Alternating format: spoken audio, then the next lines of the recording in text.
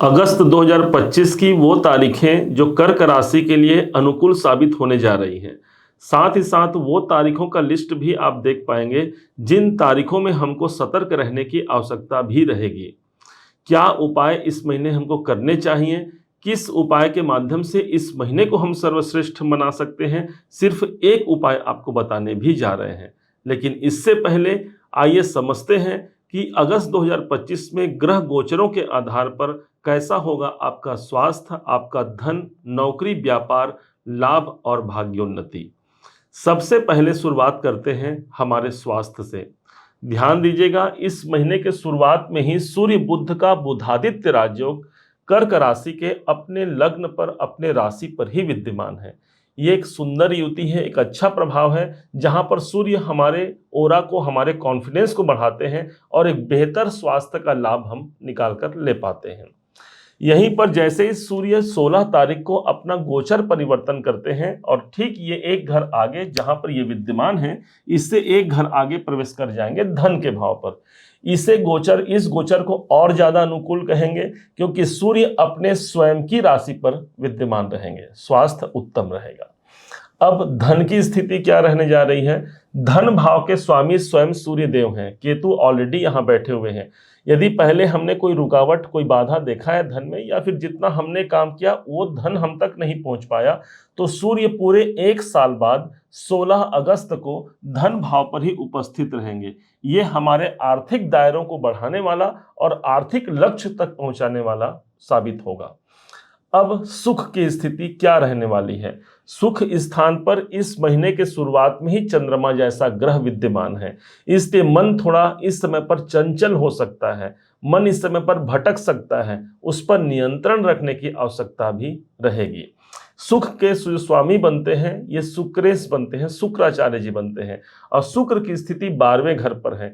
20 तारीख के बाद शुक्र 12वें घर को छोड़ करके आपके अपने राशि पर ही उपस्थित हो जाएंगे, इसलिए ये समय एक बेहतर समय रहेगा, खासकर 20 तारीख के बाद का समय, जहां पर आप मानसिक स्थिति को देख पाएंगे। एक सुंदर जो आप कार्य करना चाह रहे हैं उस कार्य के प्रति आपकी जागृति बढ़ती है और वो कार्य आपका सज जाता है, जिससे हमको मानसिक शांति की प्राप्ति सबसे ज्यादा होने जा रही है। यहीं पर जो विद्यार्थी शिक्षा प्राप्त कर रहे हैं तो शिक्षा भाव के स्वामी मंगल हैं और मंगल की स्थिति पूरे इस महीने हमको प्राप्त होने जा रही है तीसरे घर पर। अच्छी बात यह हो गई कि मंगल स्वयं तीसरे भाव के कारक होते हैं। हमारा स्वयं आत्मविश्वास इस समय पर मजबूत होता है। हम अपने शिक्षा को प्राप्त करने के लिए जो परिश्रम करते हैं, जो प्रयास करते हैं, वो हमारे कॉन्फिडेंस को पार करते हुए हमारे जीवन में लाभ के अवसर को प्रकाशित करा पाएगा। मंगल जहां होता है वहां एनर्जी होती है। अब अपने से 11वें घर पर मौजूद है, इसलिए शिक्षा का लाभ हम ले पाते हैं। अब आते हैं आपके नौकरी, सबसे महत्वपूर्ण नौकरी का भाव। देवगुरु बृहस्पति इस भाव के स्वामी बनते हैं और इस महीने ठीक 13 अगस्त का वो डेट आता है जब देवगुरु बृहस्पति की दृष्टि ऑलरेडी पड़ रही है छठे भाव पर, और 13 तारीख को ये पुनर्वसु नक्षत्र पर प्रवेश कर जाएंगे, अपने स्वयं के नक्षत्र पर आ जाएंगे।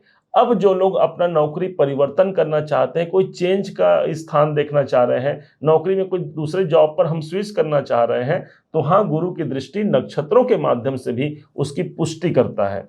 गुरु वैसे भी देखा जाए तो छठे भाव पर गुरु की दृष्टि पड़ना, स्वयं के अपने घर पर पड़ना नौकरी को बिगाड़ेगा नहीं। यदि आप चेंज करना नहीं भी चाह रहे हैं तो जिस जॉब में है वो जॉब आपका सुरक्षित है, कोई नवीनीकरण, कोई नया वहां से आपको पदोन्नति के अवसर मिल सकते हैं।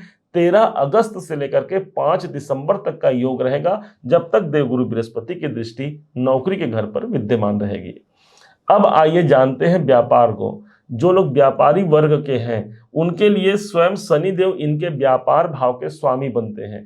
इनकी स्थिति बनी हुई है 9वें भाव पर। शनिदेव इस समय पर वक्री भी चल रहे हैं, तो यहाँ ऐसा नहीं कि व्यापार हमारा साथ नहीं दे रहा है, शनि वक्री चल रहे हैं, तो जो डील हमने छोड़ दिया था वो डील पुनः फिर से हमको प्राप्त हो सकता है। जो क्लाइंट हमसे चला गया था, हो सकता है वो क्लाइंट फिर से इस समय पर आपसे जुड़ जाए और आपके व्यापार को एक प्रगति के मार्ग तक प्रकाशित करा पाए। जो लोग विवाह करना चाह रहे हैं, विवाह के दृष्टिकोण से भी उनके वैवाहिक जीवन के लिए भी एक महत्वपूर्ण समय रहेगा। शनि अभी वक्री चल रहे हैं और स्वयं इस भाव के जो मालिक शनिदेव हैं वो जिस राशि पर बैठे हैं, गुरु की राशि पर बैठे हैं, और गुरु अपने नक्षत्रों के द्वारा भी, अपने दृष्टियों के द्वारा भी ठीक नवम भाव को ही प्रकाशित कर रहे हैं। अर्थात हमारा व्यापार एक अनुकूल परिस्थिति को प्राप्त करने जा रहा है। भाग्य की स्थिति, भाग्य भाव के स्वामी गुरु हैं, शनि स्वयं इस भाव पर ही वक्री हुए हैं, इसलिए हम अपने मेहनत से अपने भाग्य को साथ चाहते हैं तो भाग्य हमारा समर्थन करता है। कारण देवगुरु बृहस्पति 12वें घर पर बैठ करके अपना स्वयं के नक्षत्र पर होने के कारण भाग्य भाव ज्यादा जागृत हो गया ना भाई। और ऊपर से जब भी देवगुरु बृहस्पति एक ऐसे पोजीशन पर आते हैं, अपने स्वयं के नक्षत्र पर आते हैं, तो जो जो उनका घर है वो घर ज्यादा जागृत होगा। जैसे भाग्य का साथ तो मिल ही गया, साथ ही साथ इनके पास है 9 नंबर नौकरी, तो भाग्य और अपना जो मेहनत हम कर रहे हैं इन दोनों का समावेश मिलता है और एक नए अंजाम को, एक नए परिणाम को पॉजिटिव रूप में हम ले पाते हैं। अब आइए जानते हैं कैरियर। दसम भाव हमारे कैरियर का है, नौकरी हो या व्यापार, दोनों ही परिप्रेक्ष्य से कैसा होगा ये महीना। तो कैरियर भाव के स्वामी मंगल हैं, इस समय पर मंगल चल रहे हैं तीसरे भाव पर, जो कि हमारा स्वयं का कॉन्फिडेंस है। कैरियर भाव का स्वामी तीसरे भाव पर होने के कारण हमको यात्राएं अधिक करनी पड़ सकती है अपने काम काज को लेकर के। तीसरे भाव पर होना अर्थात मार्केटिंग, सेल्स, आईटी वालों के लिए एक बेहतर अवसर रहेगा, स्पोर्ट्स वालों के लिए भी एक बेहतर अवसर रहेगा, जो लोग प्रॉपर्टी संबंधी काम करते हैं उनके लिए भी ये एक अच्छा अवसर है कि तीसरे भाव पर उनको मंगल मिला है। हालांकि मंगल यहाँ पर अपने शत्रु की राशि पर विद्यमान रहेंगे, इसलिए कोई शत्रु से हमको बचना भी होगा, सावधान रहना होगा कि कहीं वो हमारे कार्य को बिगाड़ न जाए।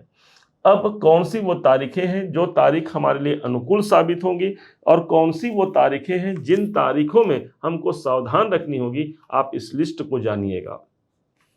शुभ तारीखों में है 16 अगस्त, 17, 21, 22, 25 और 26 अगस्त को कोई पॉजिटिव इवेंट होने की संभावना प्रबल रहेगी।